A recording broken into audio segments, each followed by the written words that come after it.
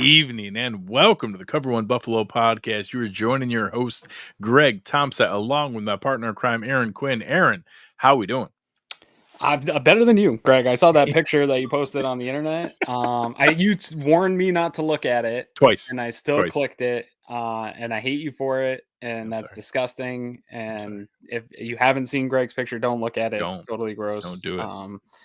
Do not recommend. But on a side note, really cool that we've lined up our quarterback position preview show with Josh Allen's birthday. Yeah.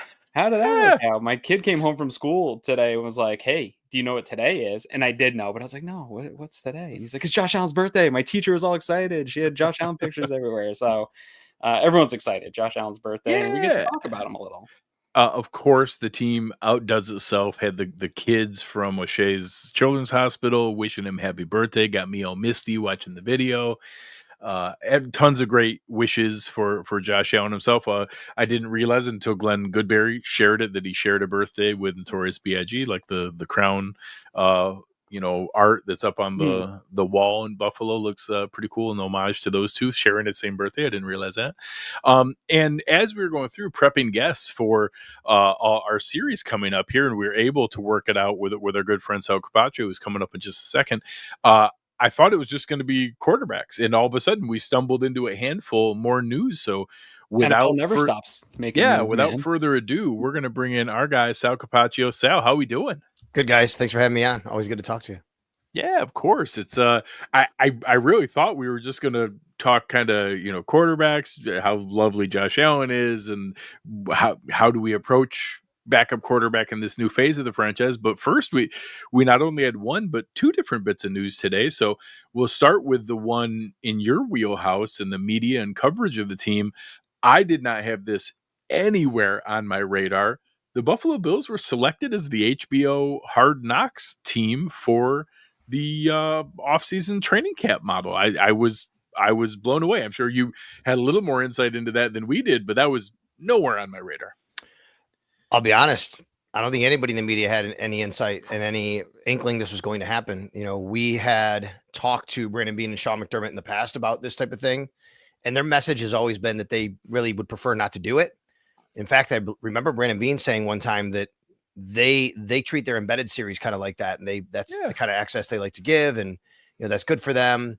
It's not something they really wanted to ever do, and nothing they ever had to do until now, because making the playoffs, and that was made them ineligible. The rules before basically made them ineligible, and you can't say no. But now the rules allow them to be on, because they took away the playoff requirement. Essentially, they've made the playoffs. It doesn't matter. Look, I mean, I still don't think the Bills love it, and I don't think this is something the Bills volunteered for. I think we could also kind of read the tea leaves here. The team hasn't officially announced it. They haven't put anything on social media. They haven't put anything anywhere yet. So they haven't acknowledged it. And I think that's kind of telling us that, they're saying like, hey, it's not really us, but they're going to do it, and we'll see where it goes. So I'm interested to see how all this goes down. And look, at the end of the day, they'll do it, and it'll be really cool to watch. There's no doubt about it. But I'll tell you, I'm pretty sure the Bills did not raise their hand and say, please choose us. Yeah. You mentioned the embedded series where, not to say stuff that comes out of Bills is propaganda, but it's a controlled message, right? They're not going to allow anything where in years past, Hard Knocks has had slip-ups or speeches that maybe a coach thinks sounds good and doesn't sound good. And then you have the whole internet talking about it. Knowing since Sean McDermott's been here and talking to people that have been in the media and how much they are controlling the messaging that comes out, and they're very good at it, right? Like that is something that Boyko, Bean, McDermott have done a really good job of controlling the message. Have you talked to people that have maybe experienced the Hard Knocks or any of your experience in the league of how much HBO doesn't allow the team to control that, and what kind of messaging can get put out there?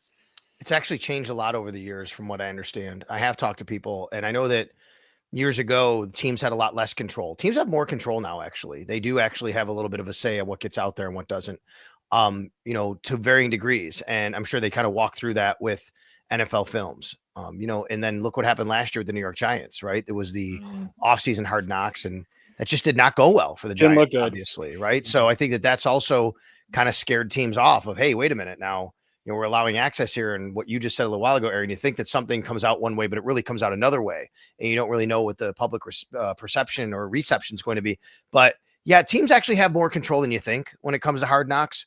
But it wasn't the case before. But it's still something where HBO is going to say, look, we got to put content out and highlight this or highlight that. We got to show some behind the scenes stuff. So there's got to be some give and take in there. And I think there's a couple obvious guys immediately, personalities on the team. Josh is pretty, a gregarious personality, but then some big personalities, Deion Dawkins, Tre'Davious White being back, Keon Coleman, the new guy, Max Harrison has a big personality. I think there's some guys who are going to gravitate to that. I know we're just guessing, but Aaron and I flip-flopped twice before you jumped on as we were talking pre-show of like, part of me wonders, is this going to create maybe some additional opportunities for guys like you that are around the team all the time? Are you nervous that maybe like HBO is going to get like some fun access that you guys won't get? Or do you think it'll be kind of the rising tide lifts all boats, that if the team has to open up a little bit more to allow for access, everybody will get some cool tidbits from it? Yeah, I don't think, no, it's a good question. I haven't really talked to anybody that would be concerned about access we're not getting, because I think it's a different kind of access. We're already not going to be, in the dorm rooms and following them around with cameras when they go back to their houses, if they come to Buffalo, team meetings. Like, that's just stuff we wouldn't get. I think everybody in the media understands this is what Hard Knocks is about. Sure. I've never heard anybody complain that Embedded gives more access and gives insight into things that we in the media can't. So I don't think that's going to be a problem whatsoever. We all understand what this is all about. And I think a lot of people in the media are really kind of curious about it. Some are looking forward to maybe having a cameo on there, being, camera even scans, and there you are standing on the sidelines covering practice.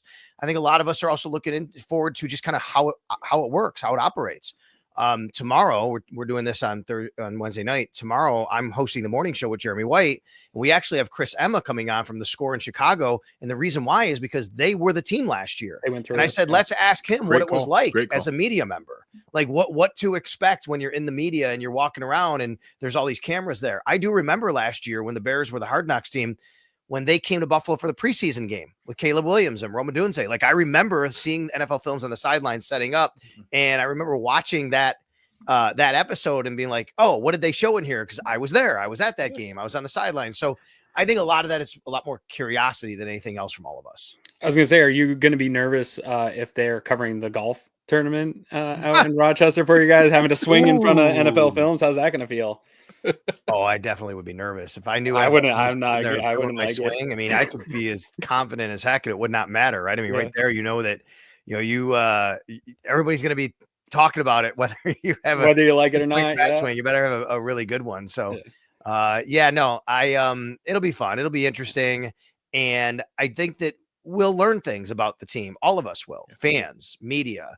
We'll get access that we didn't, ever have before in a lot of different ways. But at the same time, I think the team will be very guarded, as they always are. And there's going to be a lot of messaging internally, I'm sure, from Sean McDermott and Brandon Beane to don't be that player. Don't be that person in the organization that everyone's talking about for the wrong reasons after the episode airs on one night. Well, and so I tweeted out, and our friend Bradley Gelber also kind of had the same messaging. There was a little bit of kind of a decisive reaction to the news. Like, some people like, I absolutely love this. You can't give me enough Bills content. Some people, I hate this. I was in the middle. I love and hate this. And for some of it was for the reasons you said, Sal. Like, one, I love Hard Knocks. I love the series. I love the NFL. And I'm going to be excited to get some of this access. I get to hear Liev Schreiber say the word turkey burgers. This can be great. Yeah. I want to see some of that behind the scenes. I want to see these personalities shine. But to your point, I think I'll also be sitting on pins and needles of like, the kind of same as Sean McDermott and Brandon Beane, like, please don't have anything where it's just going to make us look bad, or something that's going to kind of go into the season or make another team want to come and beat you. Like, how do you feel? How did you receive this? I like the fact that the Bills are a brand in the NFL that people want to gravitate to and watch. That makes me feel good as a 52-year-old man who grew up, through the 4 Super Bowls and then the drought and just kind of wandering the wilderness. And now you're here with this incredible quarterback who's the MVP of the league, and you have this team. So I say, enjoy it. Enjoy the moments. Enjoy having this team where everybody wants a piece of you, primetime games, all of that. I actually look at it not from I think that's completely right what you said about if someone says something and does something where it's going to put you in a bad spot. The Bills are pretty good about that, right? It could happen. I think from a competitive standpoint, I think, there's been times on Hard Knocks where players have said, hey, We picked up a signal from when they were on Hard Knocks, when they were doing in training camp. They were calling out an audible. Those are the things that I think about, like how much maybe the competition is gaining from watching Hard Knocks, and maybe are they seeing things that are happening, running plays or whatever. We know how proprietary teams can be about all that information. So I think those are the things that I think about as well. Yeah. Good point. No, I think it's going to be super interesting. At minimum, it's going to be fun to find out. I'm confident that although I think some of the controlling element of McDermott and by vicariously with Boyko, I think some of that's maybe not cooled, but they've gotten into a better rhythm lately. You now see things like Sean sitting down with Tyler Dunn and some of those different pieces that now have obviously shifted and a little bit more the one access. with Matt Bovain, me can play. Yeah, yes, no, obviously, so but a bit more access. Yeah. Bean's always been a little bit more accessible than McDermott has, but I think that some of that is a little overplayed. But I will say, I'm going to guess out of any of the people in the organization, Sean McDermott's the least excited about the Hard Knocks assets, only because of exactly what you said. He treats everything as his default stance is anything could be a competitive advantage. Yeah. So I don't want to let any information out there. So that specific anxiety of, just now he's got to, besides all the regular work, now he's got to watch through all their, film to make sure like, hey, are we good signing off on that, not giving anything away, is going to add one more thing into him, sleeping in the dorm rooms or whatever it may be. It'll be interesting. Yeah. Well, we sit here on May 21st, the day they announce it. So training camp will start right around July 24th, let's say, right? That's when they'll, so these guys have 2 months. The organization has 2 months to kind of plan for this, to kind of prepare for this. I'm sure there's going to be a lot of talk between the Bills and NFL Films and HBO about what this is going to be, what they're after, what kind of access they're going to give, what they have control over. I think by the time they get there, you'll probably have Sean McDermott, in a better spot about it. But certainly right now, I'm sure he's thinking like that. Hey, what do I need to do to make sure that I'm not giving any competitive advantage to my opponents? So let's switch gears a little bit. The other tidbit of news that came out today was, I think, an interesting roller coaster. At first, there was all the discussion of rules. There was some things on reseeding. There was one that seemed to be a pretty much a slam dunk that we'll get to in a moment on solidifying the new kickoff rule, but an adjustment of the touchback. That's the first one we'll talk about, and then the tush push. So let's start with the easier one, and then we'll get into the there seemed to be a momentum at one point the tush push would be banned, and then it ended up not being. So we'll talk about what that means for a team like the Bills. But first, one that a lot of fans didn't get as much attention on is that the new updated kickoff rule with the two teams lined up closer to the end zone at the 30, the kicker back there, that staying. However, the one big change strategically is, instead of the touchback, as long as you kick it into the kickoff, the landing zone or the end zone, it comes out to the 35 instead of the 30. So if you kick it into the end zone, before, the average kick return was 27 and change. So kicking it out of the end zone, teams justified to themselves, well, you're only giving up like 3 yards. It's not that big of a deal. Is now moving it to the 35 and being 8 yards enough that we're going to see a material increase in kicks being landed between the 0 and the 5. I think it's going to be a healthy amount. I don't know if it's some huge swing. Like, I'm sure the league wants it to be a huge swing and tons more competitive plays, but I think it's going to be a noticeable amount. So the kickoff, the touchback was actually voted on in March, and they did this today. I want to make sure we're talking about the same thing here. Today, they voted on the onside kick adjustment. Correct. They added that in. Just overall with the rules, I wanted to lump that in as more of the impactful piece of it. Okay, yes, and I think that you saw the impact of that. Just to circle back to make sure we're talking about the same thing. Let's talk about both of them, because the touchback, when it was voted to go to the 35, we all knew this was happening. It happened in March. It was voted on.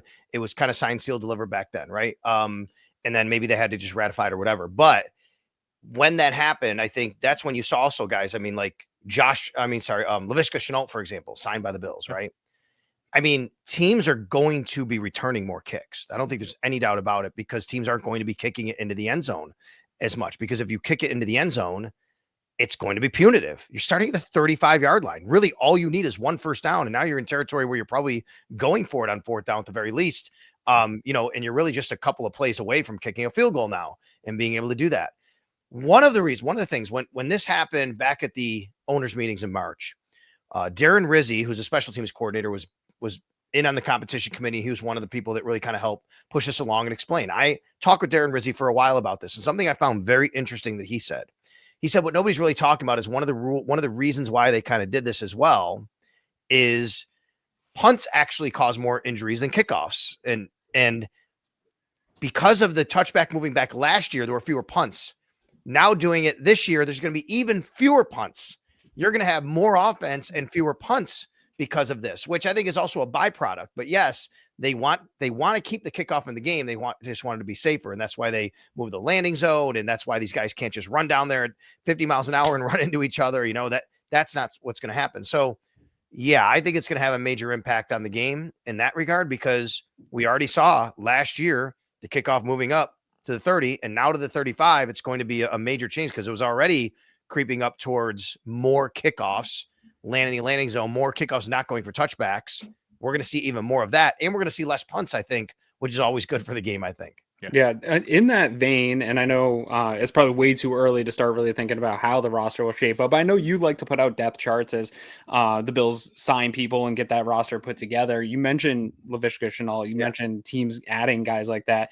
My fears, and Greg and I talked about this a couple of weeks ago, is I don't want the Bills to prioritize that in terms of having a guy that's just that, right? That is just a kick returner, where I like Laviska Shenault, but he hasn't really been impactful as much more than a kick returner, where a Ty Johnson feels like it could do both. Like, how much is the priority that teams are going to make on it of a guy that can make tons of plays in that kick return game, where a guy that's just kind of good enough, but can also be your running back 3 and be rosterable? I think it's going to be really interesting, Aaron, and I think every team's going to do it a little bit differently, right? I mean, you're going to see teams literally keep a guy that is just really good at that. I think the Bills keep Brandon Codrington on the roster for this. He's a really good punt returner. The Bills, more than kick return, certainly, punt return is very important to them. This stadium, the weather, the wind, if you pay attention to anything Sean McDermott has said over the years, like, that position is super important to them. They want to have a person that can make good decisions, that they can trust. And, oh, by the way, maybe can make a play or two. And that's Brandon Codrington. So I think Brandon Codrington, to me,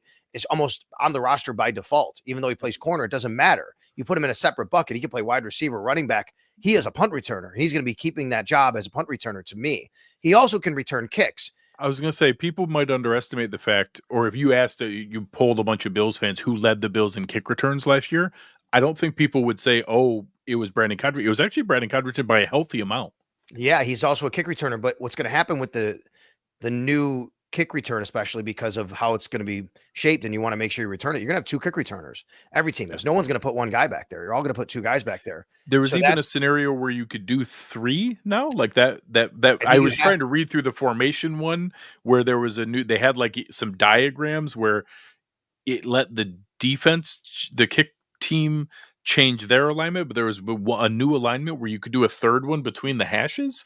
So I still need to research it more, but I was trying to read through the official rules come out. It's very much in legalese. So I'm trying to read through all the different pieces, but there was almost one where you could do a third one back there with one on each side outside the hashes and a third person between the hashes. Yeah, I'll have to go back and look. I know they tweaked the receiving team on the onside kick today, like I said, and I know that was one of them, and they moved everybody kind of back a yard. We can talk about that in a second, which is interesting. I talked to some people about, why that was, but you're going to have 2 kick returners back there. And I think the theory is for a team like the Bills, okay, well, that's going to be a play. If it's a play in a game that's going to matter, let's have somebody who can make a play. But to Aaron's point, and I agree, you might say, look, we just can't keep a guy like Laviska Shenault if he's not going to actually play enough. We're already keeping Brandon Codrington as a punt returner. We're already keeping a linebacker who's going to run down and cover kicks. We're already keeping a wide receiver who's got to play some special teams, whatever it is, another one. That's going to happen. I mean, Ty Johnson is a great example of a guy who can play offense and return kicks. You might want to use him. So I find it interesting. I find it fascinating. I don't know if, and I think what we're looking at is this is the one. Is this from today? Yeah, so I got to learn what the heck I'm stuff. Okay, so in the adjuster, you're allowed to have people in these alignments? Yeah, but this is the onside kick rule I think you're looking at, right? Yeah. This is not the kickoff, the regular kickoff. It's declaring an onside kick. That's what I'm saying, not the actual kickoff. Okay, so that's what I got to figure. Like, what does the alignment do where the adjuster can be back there? Is it in case they do a sneaky onside kick straight ahead, and you can have an extra person there to catch it if it gets past the first line. At and least that's 3 what it players allows must you be to lined do. up outside the inbounds line on each side of the field. All receiving team players lined up outside the setup zone must remain behind the receiving team's 20-yard line until the ball is kicked and behind the receiving team's 30-yard line until the ball lands. All players of the kicking team, other than the kicker, and all receiving team players set up a zone must have remaining feet on the ground. Yeah, it's a little bit, a little confusing. Have to read through. I'll This, have to figure out what. The but this is adjuster the alignment onside was kick what line. If threw you go me up off. to the top, can you go up to the top of Yeah. this real quick? I want to look at this real quick.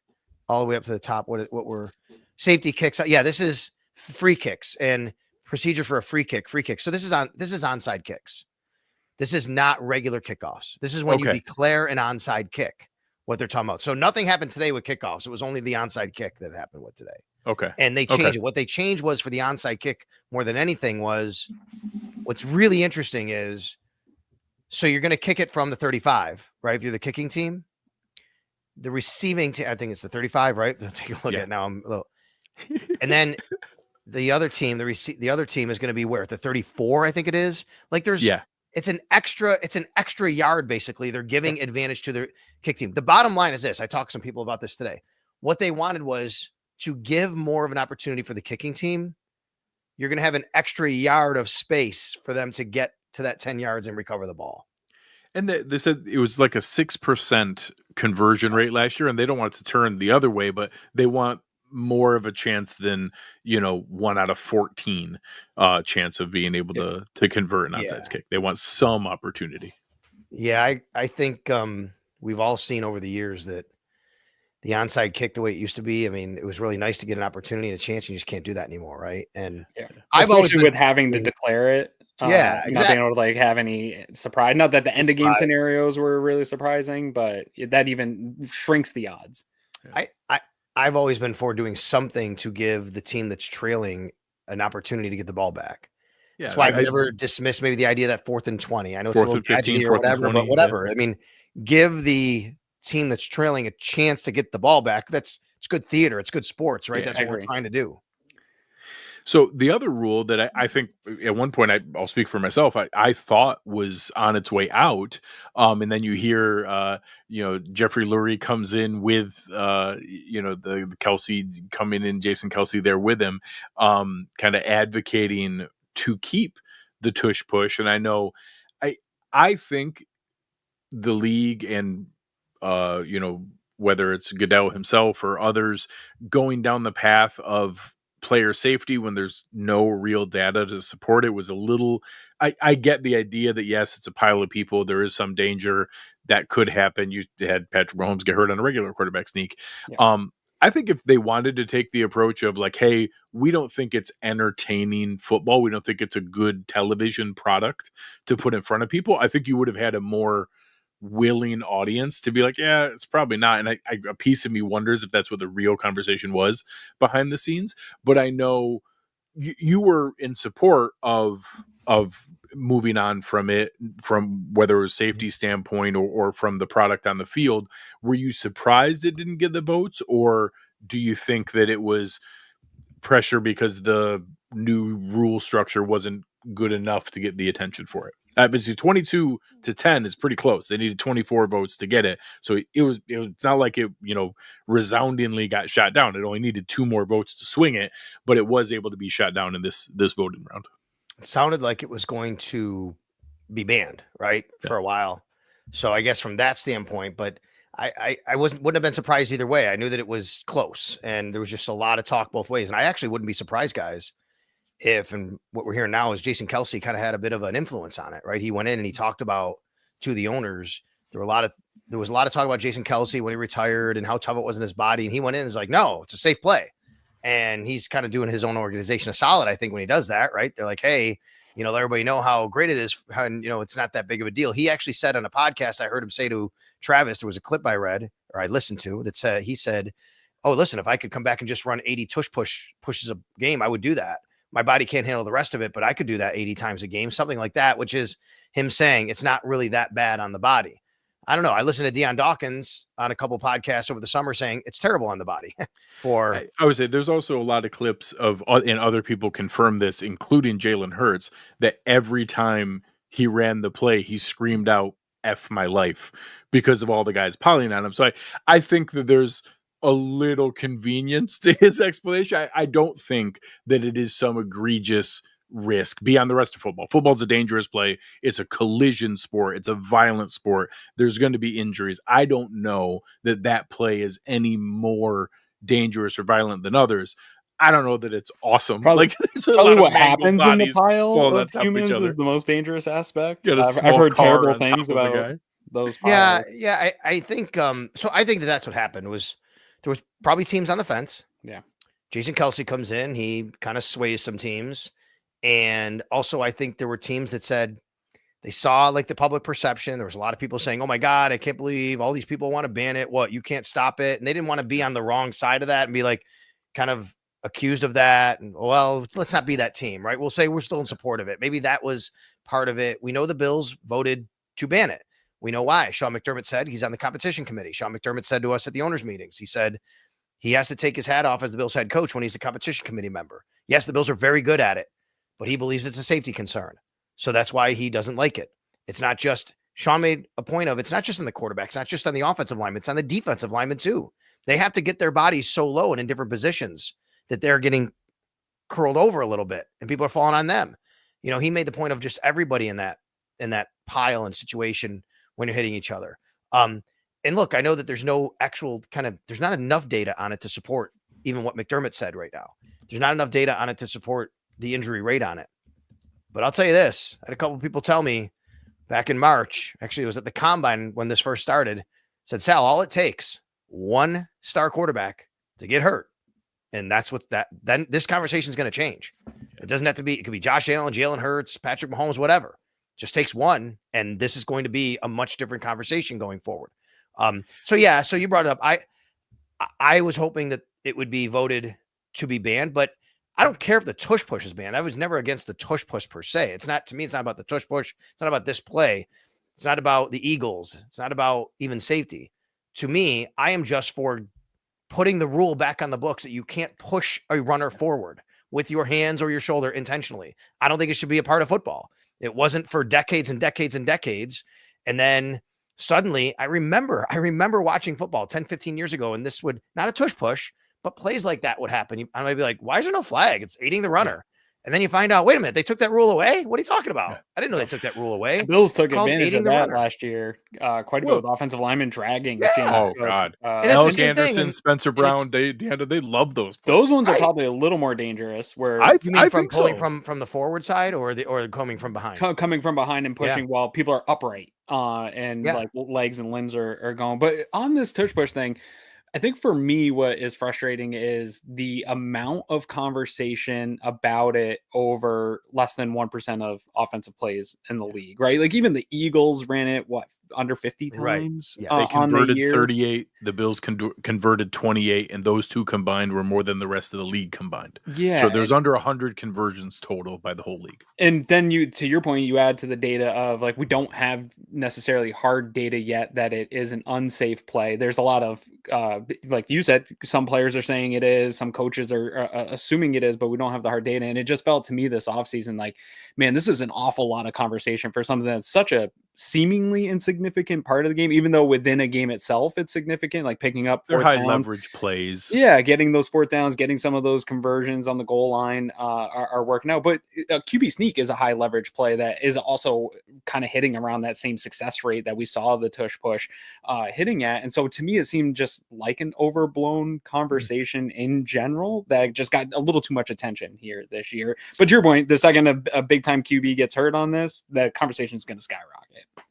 Right. And I actually I look at it that way too, from my angle, which is I think we've been lost in the discussion of this one play that this one team runs, where to me, there should be a blanket rule that there always was anyway. Yeah. And because everybody's talking about the Eagles, they've made it about the Eagles, and it shouldn't be about the Eagles. To me, it's about that.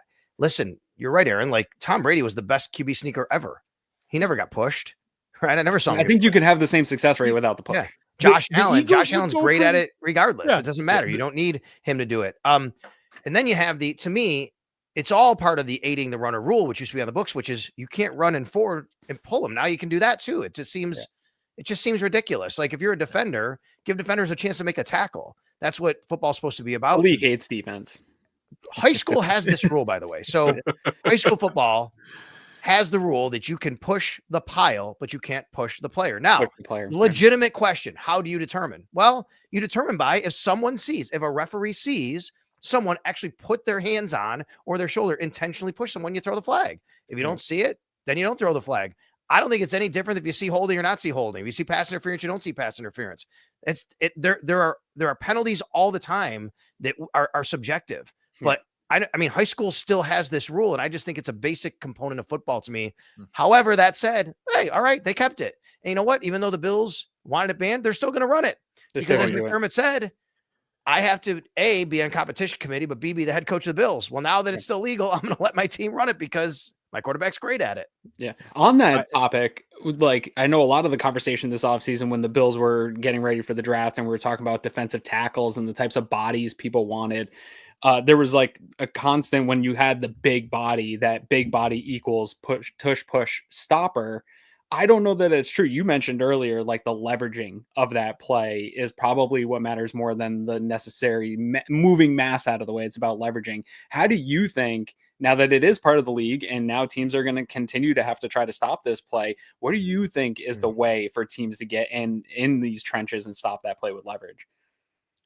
I think you do it the way the Chiefs did it, which unfortunately is what Deion Dawkins was talking about, which I'm not saying that anything wrong or illegal. I don't want to misconstrue, but when he brought it up in the offseason, he said, guys diving at your legs, guys diving at your ankles and knees. Like think about it that way, guys. If we take the quarterback part of it out just for a second, okay? And you take a guy like Deion Dawkins, who when this play is run, all you have is a whole bunch of defensive linemen diving at your legs. Like that's not safe for him. Right. And I think that's where Sean McDermott is coming from when he talks about player safety. He's not talking about we have all this data. He's not saying that. Yeah. I think we have to think about the whole picture here. That's why I think, to me, you got to see more of the forest through the trees. This is not about one play. It's not about a team. It's not about a quarterback getting pushed and a team having a lot of success that other teams can't stop. Good for them.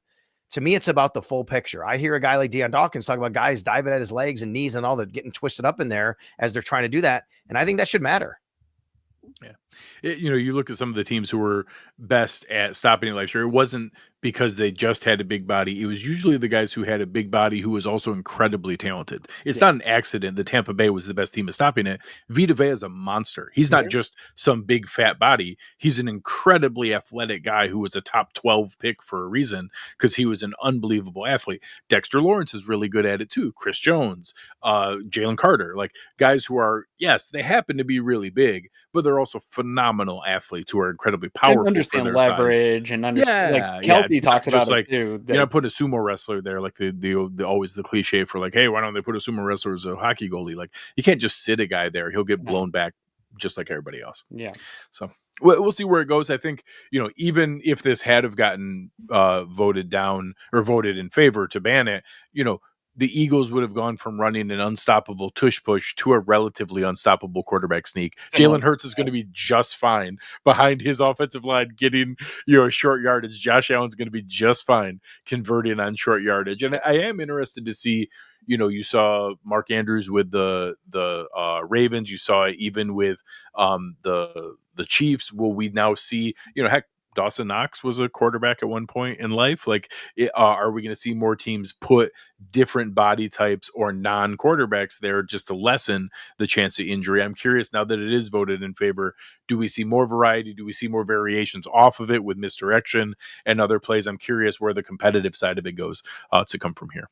Yeah, sure. I mean, we always see things like that. Teams adjust. It's how the tush push started in the first place. Yeah. Yep. There was no such thing, right? Is like all of a sudden this thing happened a few years ago and a team's like, hey, we could do this. We can figure it out. Good for them. They figured it out. So, I'm sure that there will be some counter and then there'll be more, it's always, football's always a cyclical game. The Wildcat had a moment. That's right. Absolutely. All right. So now the actual topic for today was Joshua Patrick Allen. We had the show on the day of his birthday, and it's so funny that like the show, the title of the show is going to be our quarterback position preview and everything there. And I'm pretty sure we're going to spend the least amount of time talking about Josh Allen. Like, hey, Guys, he's the MVP of the league. He just signed the contract for the most guaranteed money in the history of the league. Getting married. He's getting married. It's got a good life. Living the dream. We have a good life rooting for him. I think he's going to be pretty good again this year. Sal, what do you have to add? Yeah, I mean, Josh Allen, he's going to be a storyline in Hard Knocks. Yeah. For all these reasons you just said. He's the MVP, just got married. He's married to a, superstar, Hollywood. Literally a Marvel superhero. Right. So, I mean, all those things are going to play into it, obviously. And I think, obviously as an MVP last year, there's even more of a spotlight on him for A, winning the MVP, and for B, the guy that hasn't yet been able to get to the Super Bowl and win a Super Bowl. And he's in that bucket of him and Lamar Jackson and Connor McDavid. And, who else you want to talk about in sports? Like, there are these people now. He's one of them. We've always talked about these guys, the greatest to not win. And that's the Elway versus Marino forever until Elway finally got it at the tail end of the and Jim Kelly. Yeah, for sure. And all those guys. And, Josh right now, a lot of the spotlight is on him.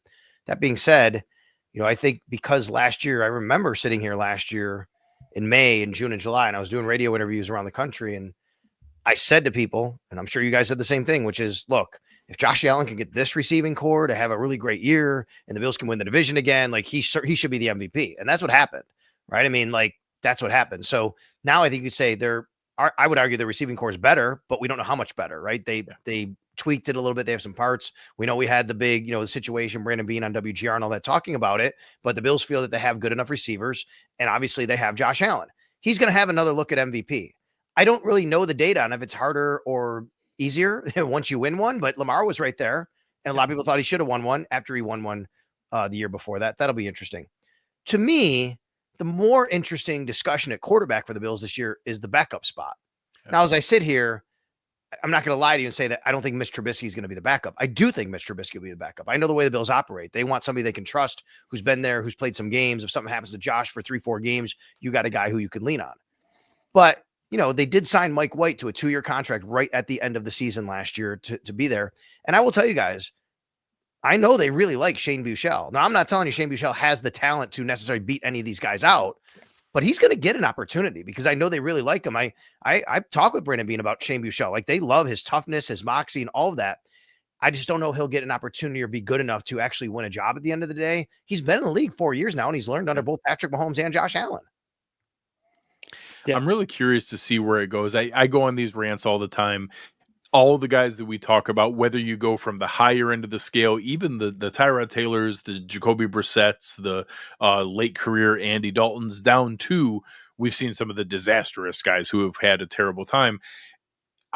None of them are Josh Allen. When you have a not Josh Allen, I think a lot of those times, I don't think Jake Browning's any good. The Bengals had a really good run with Jake Browning for a minute because the rest of their roster was really good. If you have a really good roster, you're probably still going to beat the Panthers and the Patriots. If you have a really good roster and a backup quarterback, it doesn't matter if it's Jacoby Brissett or Jake Browning or Shane Buechele, you're probably not beating the Ravens or the Eagles. Like I think people way oversway that. And yes, once in the history of the league, we had the Nick Foles moment. I think that's so unrealistic for what most of the things that we see are.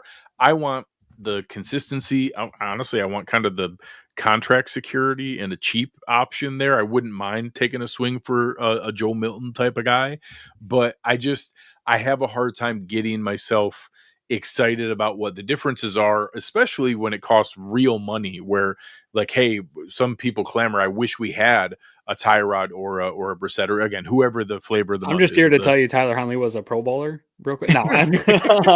Well, and to me, that's a Connor McGovern. That's a real player that we would miss out on because we spent money on a backup quarterback.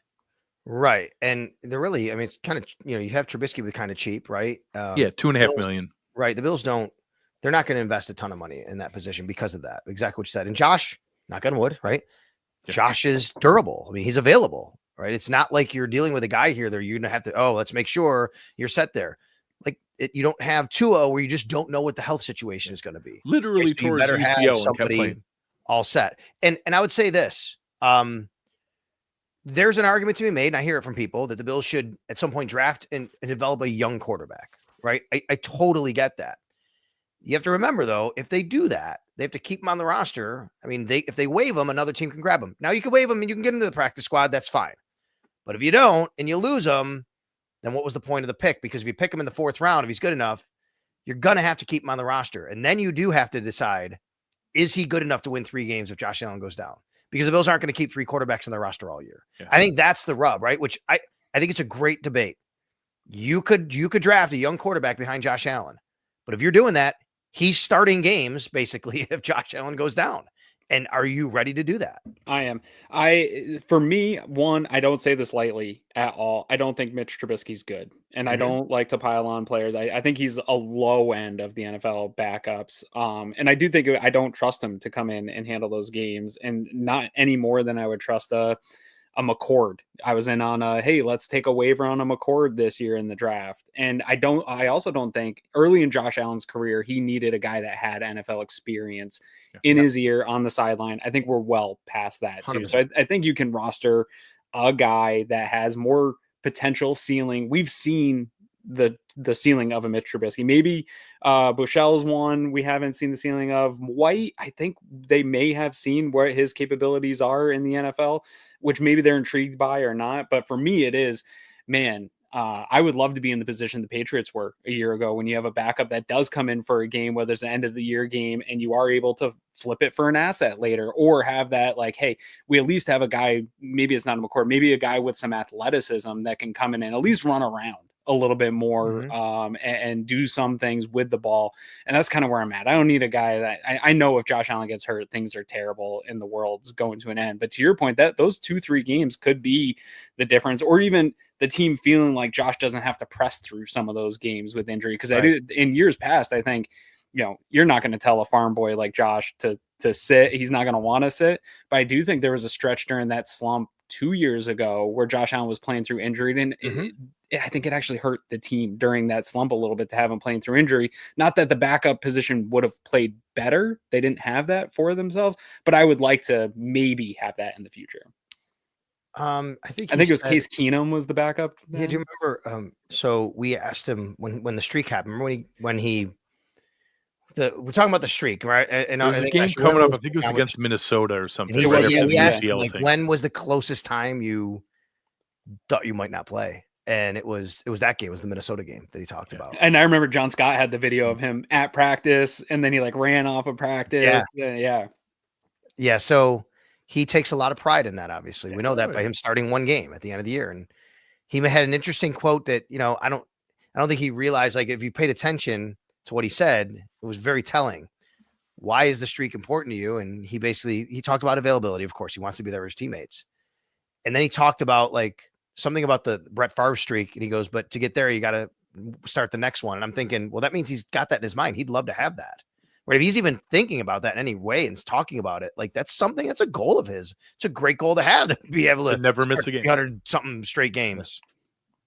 Yeah. And I think it just speaks to the toughness, the mindset, all the different pieces. And that's all honestly where a lot of my philosophy or ranting on the backup quarterback comes from is, one, if we miss out on Josh in a serious nature, like, one, the farm boy thing is real. Like, if he misses a game, it's because something is very significantly wrong, and it's probably not a 1 or 2 or 3 game injury. Like, I don't know if that 3 game thing exists for him because of what he guts through and does. It's either something serious and it's been a disaster, or he's probably going to gut through it even if he shouldn't. So a piece of me is like, listen, how do you think Joe Burrow got Jamar Chase? I'll take my crappy 5-12 season and give me whatever the next Malik Neighbors is. If we have to deal with missing Josh Allen, I don't want to go 10-7 with Jacoby Brissett. Just let us wash it away. Give me the one time we're going to get a good draft pick the whole time Josh Allen's here, or he's going to be a big California farm boy and he's going to tough through and he's going to play. Like, I just don't know that the window that everyone throws out. Yeah, but what if you need that 4-game window where you need the guy to go 3-1? Like, this hypothetical everyone uses, we have Josh Allen. I don't know if that's going to ever exist. Yeah, the Bills are in a good spot. They have a great quarterback. He plays all the time. And, they have a really good roster around him, and he elevates them anyway as it is. But I'm interested to watch training camp with the backup spot because I do think there's a spot. I think Trubisky obviously is the front runner, and sure. I would right now put him as the backup. But I don't think it's a slam dunk. I think that there's going to be a competition there. They're going to let these guys play it. Yeah, I like that. Go ahead. So you've already been more than generous with your time here tonight. Any what do you have coming up next? I know there's some fun things coming up with one of our partners here, but what do you got coming up next? Yeah, for sure. With all your good stuff as well. Well, we'll save that for you guys to kind of put it out there. But I know Eric Turner and I are getting together doing a little bit more. We did a couple things a couple years ago together. So we'll make sure we're gonna do that again. And in the meantime, I am going to be hosting. Sorry, I was looking up at the Yankees game right now. They just tied it, and then they got. I got the Knicks and the Pacers. Aaron Judge got a base hit to tie the game. I just happened to look up. I'm sorry, I didn't mean to do that to you guys. I try to keep an eye on it as we go.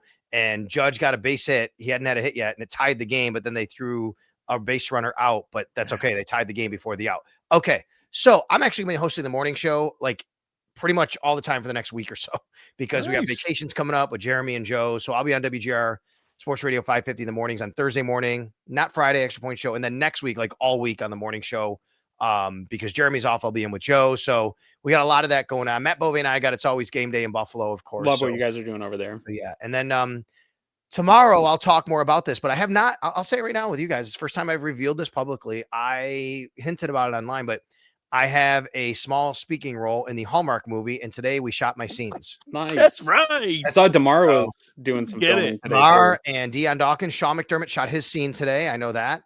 So I'll talk more about it tomorrow on WGR. People are listening, but yeah, I was fortunate enough to land speaking role. I had to my speaking role actually got to be in a scene with the lead character, and it was just him and I. And my character is a guy named Mike who works for the team and like in the front office. And I got to have a role, a scene where I'm literally like walking through the office, talking to the lead character about, stadium or whatever. Here, so it's literally involving the team. I didn't realize it was that. Like I wasn't sure how much the team but it's involving the team.